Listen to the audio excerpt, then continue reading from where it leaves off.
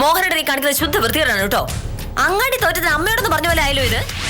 എന്റെ അടുത്ത് സംസാരിക്കാൻ വരുന്നവർ മാന്യമായിട്ടല്ലെങ്കിൽ എന്റെ സ്വഭാവം മാറും. ഞാൻ ഇപ്പോഴേ പറഞ്ഞേക്കാം. ഒരു സാധാ വൈക്കോലല്ലേ, ഒരു ഉത്തരവാദിത്തപ്പെട്ട വില്ലേജ് ഓഫീസറാണ് മോഹനേട്ടൻ. എല്ലാ ദിവസവും കൂട്ടുകൂടുന്ന അതേ ഭാര്യ ഭർത്താക്കന്മാർ. ഞാൻ ഒരു പ്രാവശ്യം സോറി പറഞ്ഞു, ഇനി എന്നെ ഒന്നും പറയാൻ പറ്റില്ല. സത്യത്തിൽ വക്കീൽമാരുള്ളത് കൊണ്ടാണല്ലോ സൂര്യ കിഴക്കൊടുക്കുന്നതും പടിഞ്ഞാറ് അസ്തമിക്കുന്നതും. ഇത് മാറ്റി പറയൂ.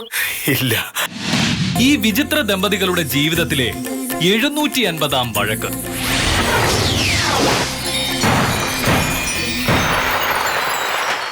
പാഠം 750. അവസാനിക്കാത്ത വഴക്കുകൾ. സമൂഹത്തിലെ പ്രശ്നങ്ങൾക്ക് കാരണം കുടുംബസമാധാനം കുറയുന്നതാണ് എന്ന് പഠനം. കുടുംബങ്ങളിൽ ഭാര്യാഭർത്താക്കന്മാർ തമ്മിലും മാതാപിതാക്കളും മക്കളും തമ്മിലുള്ള ബന്ധവും വഷളാകുന്നതാണ് പല സാമൂഹ്യ തിന്മകൾക്കും കാരണമാകുന്നത്. അസംതൃപ്തമായ കുടുംബജീവിതം നയിക്കുന്നവർ മദ്യത്തിലും മയക്കുമരുന്നിലേക്കും അഭയം തേടുന്നതായും കുറ്റകൃത്യങ്ങളിലേക്ക് എത്തുന്നതായും ഈ പഠനം സൂചിപ്പിക്കുന്നു. ഭാര്യ ഭർത്താക്കന്മാർ തമ്മിലുള്ള ബന്ധം കൂടുതൽ ഊഷ്മളമാക്കാൻ ശക്തമായ ബോധവൽക്കരണം വേണമെന്നും ഈ പഠനം നിർദ്ദേശിക്കുന്നു. നീ വാർത്ത കണ്ടോ ഭവേ? കുടുംബത്തിൽ സമാധാനമില്ലാത്തതാണ് പല കുറ്റകൃത്യങ്ങൾക്കും കാരണമെന്ന്. ഭാര്യ ഭർത്താക്കന്മാർ തമ്മിൽ വഴക്കുണ്ടാകുന്നതിനാൽ പലരും മദ്യത്തിലും മയക്കുമരുന്നിലും ചെന്നെത്തുന്നു എന്ന്. അതൊക്കെ ചുമ്മാ പറയുന്നല്ലേ മോഹനേട്ടാ. വീട്ടിൽ വഴക്കുണ്ടാകുന്നതിന്റെ പേരിൽ ലഹരിയുടെ പുറകെ പോകാനായിരുന്നെങ്കിലേ അയ്യോ, ഞാനൊരു ദിവസം 1 കിലോ കഞ്ചാവ് കിലോ വലിക്കേണ്ടി വന്നേനെ. എന്താ നോക്കണേ, നമ്മുടെ കല്യാണം കഴിഞ്ഞിട്ട് ഇത്രയും വർഷങ്ങളായില്ലേ, ഇതിനിടയിൽ എന്തെങ്കിലും ഒരു ദിവസമെങ്കിലും മോഹനേട്ടനോട് വഴക്കുണ്ടാക്കായിരുന്നിട്ടുണ്ടോ? ഞാനൊരു പാവമായതുകൊണ്ട് എല്ലാം സഹിക്കുന്നു. ഒരു പാവം. നമ്മൾ തമ്മിൽ 100 വഴക്കുണ്ടായിട്ടുണ്ടെങ്കിൽ അതിൽ 98 നീ ആയിട്ടുണ്ടാക്കിയത്. ഭാര്യ ഭർത്താവിനെ അനുസരിക്കണമെന്ന നാട്ടു നടപ്പ് എത്രയോ നൂറ്റാണ്ടുകളായി നമ്മുടെ നാട്ടിൽ നടപ്പുണ്ട്. ഇന്നതുവരെ നീ അത് ചെയ്തിട്ടുണ്ടോ? അനുസരിക്കാൻ ബുദ്ധിമുട്ടുള്ള കാര്യങ്ങൾ പറഞ്ഞിട്ടുണ്ടെങ്കിൽ അത് അനുസരിക്കാൻ ബുദ്ധിമുട്ട് തന്നെയായിരിക്കും മോഹനേട്ടാ. അനുസരിക്കാൻ പറ്റുന്ന കാര്യം പറഞ്ഞു നോക്ക്, അപ്പൊ ഞാൻ അനുസരിക്കില്ലേ? അങ്ങനെ നിനക്കിഷ്ടമുള്ള കാര്യങ്ങൾ മാത്രം അനുസരിച്ചാൽ പോരല്ലോ. ഒരു വീടാകുമ്പോൾ ഭർത്താവ് പറയുന്ന കാര്യങ്ങളാണ് നടക്കേണ്ടത്. അതങ്ങ് പള്ളി പോയി പറഞ്ഞാ മതി. ആ, അങ്ങനെ മോഹനേട്ടൻ പറയുന്ന സകല കാര്യങ്ങൾ അനുസരിക്കാനേ വേറെ ആളെ നോക്കിക്കൊള്ളണം. ഞാൻ അങ്ങനെ അനുസരിക്കാത്തതിന്റെ പേരിൽ മോഹനേട്ടന് ഭയങ്കര വിഷമം തോന്നുകയാണെങ്കിലേ ഈ പത്രത്തിൽ എഴുതിയിരിക്കുന്ന പോലെ പോയി കഞ്ചാവ് വലിക്കോ കള്ളു കുടിക്കോ ചെയ്തോ, അതായിരിക്കും ബെസ്റ്റ്.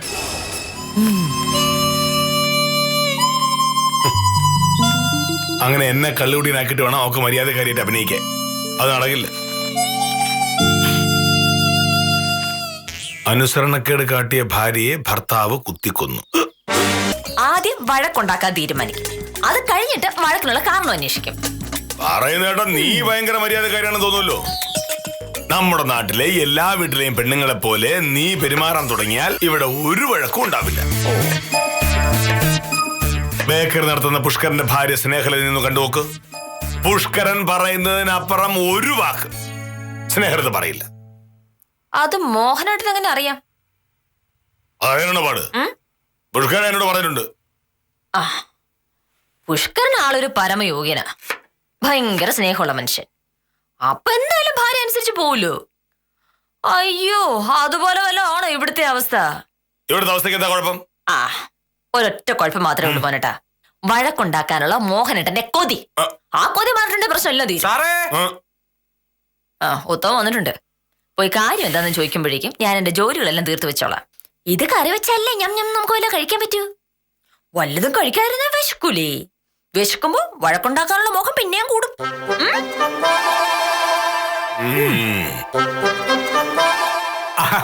നമസ്കാരമുണ്ട് സാർ. എന്തൊക്കെയുണ്ട് സാറേ വിശേഷങ്ങൾ? എന്റെ വിശേഷങ്ങൾ അറിയാനാണോ ഉത്തമനെ കൊണ്ട് എഴുന്നള്ളിയത്? അതല്ല സാറേ, വക്കീലില്ലേ ഇവിടെ? വക്കീലിനെ കാണാനാണ് വന്നതെങ്കിൽ ഉത്തമൻ എന്തിനാ സാറേ എന്ന് വിളിച്ചത്? അല്ല, എനിക്ക് നിങ്ങളെ രണ്ടുപേരെയും കാണേണ്ട കാര്യം ഉണ്ടായിരുന്നു. അപ്പോ സാറേ എന്ന് വിളിക്കുന്നതാണല്ലോ നല്ലത്. സാറാണല്ലോ ഗ്രഹനാഥൻ. ഉത്തമനാ പറഞ്ഞ ന്യായം. ഉത്തമ. ഓ സാറേ സാറേ.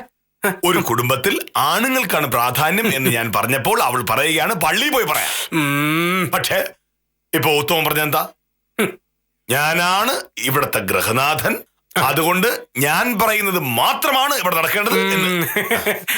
അത് പിന്നെ അങ്ങനെയല്ലേ സാറേ വേണ്ടത്. പെണ്ണുങ്ങൾ കാര്യം അന്വേഷിക്കുന്ന കുടുംബത്തിന്റെ കാര്യം പോക്കാ. ഒരു ലോക വിവരവും കഴിവില്ലാത്ത കൂട്ടരല്ലേ പെണ്ണുങ്ങള്. അങ്ങനെയുള്ള കൂട്ടർക്ക് ഒരു വീട്ടിലെ കാര്യങ്ങൾ എങ്ങനെ നടത്താൻ പറ്റും? ഈ അടുക്കളയിൽ കയറി എന്തെങ്കിലും തിന്നാ ഉണ്ടാക്കുന്ന കാര്യമാണെങ്കിൽ അവര് മതി. അതുപോലെയാണോ സാറൊക്കെ കൈകാര്യം ചെയ്യുന്ന വലിയ വലിയ കാര്യങ്ങൾ? വിവാഹം കഴിഞ്ഞ് വർഷങ്ങൾ കഴിഞ്ഞിട്ടും വലിയ സ്നേഹത്തിൽ കഴിയുന്ന ഭാര്യ ഭർത്താക്കന്മാരെ പറ്റിയുള്ള പരിപാടിയാ. ഞാൻ കേട്ടിട്ടുണ്ട്. എന്റെ കൂടെ ജോലി ചെയ്യുന്ന വിദ്യാലക്ഷ്മി ആ പരിപാടിയെ പറ്റി എപ്പോഴും പറയും. സുചിത്ര സാധാരണ കാണാൻ വന്നതുപോലെ എന്നെ കാണാൻ വന്നതാ. വന്നപ്പോ ഇവളുടെ പരിപാടിയെ കുറിച്ച് സംസാരിച്ചു. അപ്പോ ഞാൻ പറഞ്ഞു, ഈ ലോകത്ത് ഏറ്റവും അധികം സ്നേഹത്തിൽ കഴിയുന്ന ഭാര്യയും ഭർത്താവിനെയും എനിക്കറിയാവുന്ന മോഹനകൃഷ്ണനെയും സത്യഭാമയും പോലെ പരസ്പരം സ്നേഹിച്ചു കഴിയുന്ന വേറെ ആരുണ്ട് ഈ നാട്ടിൽ?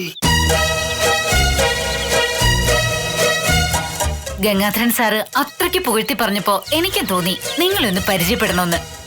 അയ്യോ, പ്രോഗ്രാമിന്റെ അടുത്ത എപ്പിസോഡിൽ നിങ്ങളെ തന്നെ ഉൾപ്പെടുത്താലോ?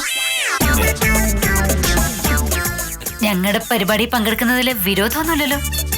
അല്ല അത് പിന്നെ ഒരു വിരോധമില്ല, ഒരു വിരോധമില്ല. ഇപ്പൊ മനസ്സിലായോ ഞാൻ പറഞ്ഞ സത്യമാണെന്ന്?